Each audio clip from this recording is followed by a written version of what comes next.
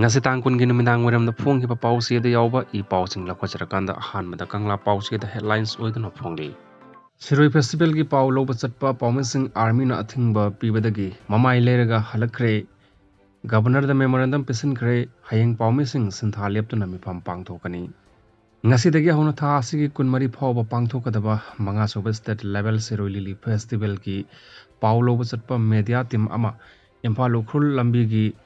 goltabida maha regiment ge kangbun athingba pibadagi pawmi team sing adu Siroi lili festival gi paw coverage tawdana imphal da halakre thodok aduga mari leinana Manipur Press Club ta amju amasung EGM gi oiba athuba mifama ma pangthoktuna contem toba yauna thodok aduda senariba security personnel singi mathakta chapchaba action lokhana ba pawmi singi oiba rally amaga lonana Manipur gi governor da aiba cherol pisinkhre hayeng pawmi singna sintha leptuna athuba mifam pangthokadori sarkarna chapchaba positive response piraktrabadi matam kaktaba pen down strike ki khongjang phawba changchilakpa yai hairi Manipur gi governor na sarau yaduna pangthokadoriba Siroi lili festival adugi coverage tawnaba ngasi ayuk DIPR na selangduna pawmi timamaga lonana ukhurul gi damakta Manipur State Transport ki bus amada hongshan ki bani adumapu Siroi lili festival asi asoy engam thoktanaba imphal ukhurul lambi ngak senbagi daita loriba maha regiment kangbuna ngasi ayuk pung 8 makhairom tabada pawmi singna tongliba bus adu goltabi yorokpada khamkhi Luana Pawmi Singna Toniba bus aduki Winsel Mathakta Manipur State Transport Haina Thariba banner adu khumjillaga chatkadabani haina khangalakhi maduda Pawmi Singge maikaidagi karigidamakta MST gi banner asi khumjingadoribano haina army personnel amada hanglabasu madugi pawkhom pirakhide security advisor na masigi matangda sirol thokpa laikre haina ulai palai tawduna laikhi loina namduna bus aduda MST haina thariba adu namduna se napsal hanki gari aduda MN haina Manipur number thariba adu phawba khomjinaba khangalakhi maha regiment na sathariba thawong sing aduda pawmi sing gari dagi kumtharaga halakhi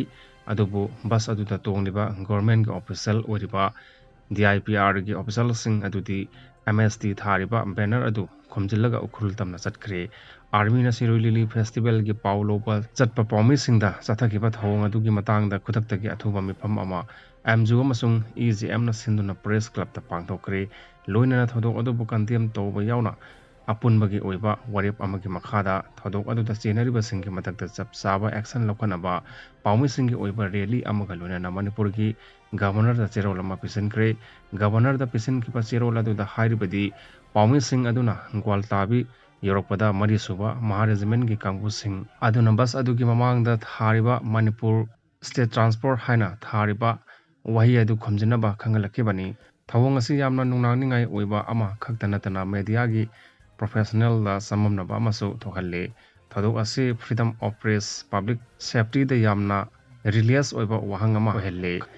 thodok asi MJU amasung EGM na akan momong da kandem tawi thodok asi ga cheneriba singi mathakta akan ba action lodrabadi hayeng me kunmathoi gi journalist fraternity na normal duty toktuna pen down strike ki khongjang jangchin gani hairi demand sing asi thabak ton toktrabadi pen down strike ki khongjang asi makhata na chathabasu yai yasinaba protriba phawba khudakta gi hona state asida operate tawriba central force amasung state yauna state government gi mari leinaba paw amasung information sing boycott tawgani imphal khurul lambi da media personnel sing da harassment pigeba thodok adugi matangda inquiry tawgadabani loina namadugi daita adu sapsana lepgadabani thodok thokliba mafam adugi official amasung personal in charge ke mathakta sapchaba action logadabani thodok asigi matangda hayeng ayuk pung 13 taba matamda MJU amasung EGM gi oiba mifam pangthoktuna thokliba thodok asigi matangda khanagani maramasena hiramasi gi matangda Manipur gi governor na atuba midyeng sangduna masida senariba daita lebasing adugi mathakta sapchaba action lokhatkadabani hairi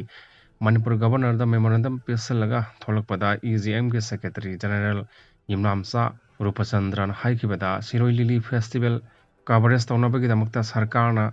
invite chu toba gari su makoina arrange toba aduga pawmi singbu athingba pikhiba thawong asi akan mamong da condemn tawi asiguma thawong asida senariba singi mayokta chapchaba action logodabani thodok asiga mari lenana ngasidagi hauna sarkar gi oiba pawsing phongba khudaktagi leble hayeng pawmi singna sintha leptuna general body mi pam pangthokadoriba asigi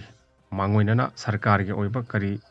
response ꯂꯩꯔꯤꯕꯒꯦ ꯍꯥꯏꯕꯗꯨ ꯆꯞ ꯆꯥꯅ ꯌꯦꯡꯈꯤꯒꯅꯤ ꯍꯥꯏꯔꯤꯕ ꯃꯇꯝ ꯑꯁꯤ ꯐꯥꯎꯕꯒꯤ ꯃꯅꯨꯡꯗ ꯁꯔꯀꯥꯔꯒꯤ ꯃꯥꯏꯀꯩꯗꯒꯤ ꯄꯣꯖꯤꯇꯤꯕ ꯔꯦꯁꯄꯣꯟꯁ ꯄꯤꯔꯛꯇꯕ ꯇꯥꯔꯕꯗꯤ ꯗꯤꯃꯥꯟꯁꯤꯡ ꯑꯁꯤ ꯐꯪꯗ꯭ꯔꯤꯕ ꯐꯥꯎꯕ ꯃꯇꯝ ꯀꯛꯇꯕ ꯄꯦꯟ ꯗꯥꯎꯟ ꯁ꯭ꯇ꯭ꯔꯥꯏꯛꯀꯤ ꯈꯣꯡꯖꯪ ꯆꯪꯁꯤꯟꯅꯕ ꯐꯤꯔꯦꯞ ꯂꯧꯔꯛꯄ ꯌꯥꯏ ꯍꯥꯏꯅ ꯁꯔꯀꯥꯔꯗ ꯆꯦꯛꯁꯤꯟꯅ ꯋꯥꯔꯣꯜ ꯊꯝꯈ꯭ꯔꯦ ꯑꯃꯔꯣꯝꯗ ꯕꯁꯇ MST ꯊꯥꯔꯤꯕ ꯑꯗꯨ ꯃꯨꯊꯠꯂꯒ ꯁꯤꯔꯣꯏ ꯂꯤꯂꯤ ꯐꯦꯁꯇꯤꯚꯦꯜꯒꯤ ꯀꯣꯚꯔꯦꯖ ꯇꯧꯕ ꯆꯪꯂꯤꯕ ꯒꯚꯔꯟꯃꯦꯟꯠ ꯃꯦꯗꯤꯌꯥ ꯑꯣꯏꯔꯤꯕ DIPRꯒꯤ ꯑꯣꯐꯤꯁꯤꯌꯦꯜꯁꯤꯡꯅ ꯇꯣꯡꯂꯤꯕ ꯕꯁ ꯑꯗꯨ ꯂꯝꯕꯤꯗ ꯀꯨꯀꯤꯁꯤꯡꯅ ꯅꯨꯡ ꯊꯣꯝꯖꯤꯜꯂꯛꯇꯨꯅ ꯑꯀꯥꯏ ꯑꯇꯣꯏ ꯅꯪꯈ꯭ꯔꯦ ꯍꯥꯏꯔꯤ ꯊꯧꯗꯣꯛ ꯑꯗꯨꯗ ꯑꯥꯔꯃꯤꯒꯤ ꯃꯥꯏꯀꯩꯗꯒꯤꯁꯨ ꯃꯗꯨꯕꯨ ꯀꯟꯇ꯭ꯔꯣꯜ ꯇꯧꯅꯕ ꯈꯣꯡꯖꯪ ꯆꯪꯁꯤꯜꯂꯤꯕ ꯀꯨꯀꯤ ꯚꯣꯂꯨꯟꯇꯤꯌꯔꯁꯤꯡ ꯑꯗꯨ ꯅꯣꯡꯃꯩ ꯔꯥꯎꯟ ꯀꯌꯥ ꯀꯥꯞꯇꯨꯅ ꯇꯥꯟꯈꯥꯏꯅꯕ ꯍꯣꯠꯅꯈꯤ